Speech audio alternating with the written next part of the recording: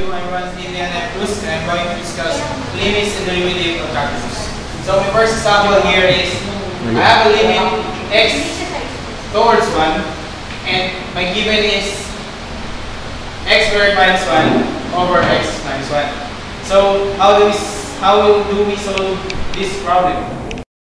So first, I'm going to extract or factor the x squared minus 1. So I have x minus 1 and x plus 1 over x minus 1. So our rule in cancelling similar terms, we are going to cancel similar terms. So I'm going to cancel x minus 1, x minus 1.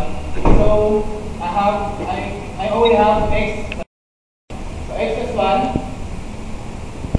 I substitute the limit which is 1 to the x. So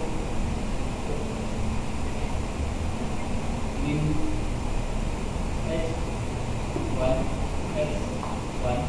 and I have 1 plus 1 equals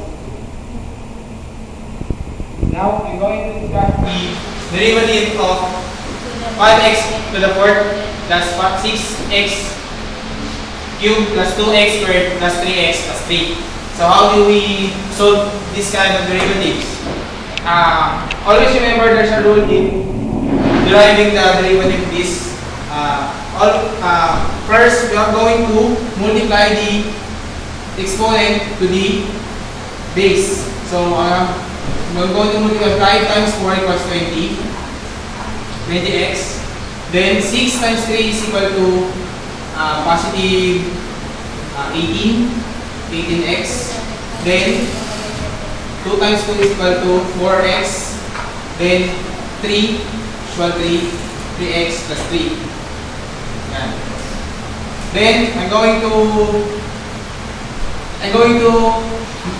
subtract 1 to the exponent, every exponent that you saw in the board.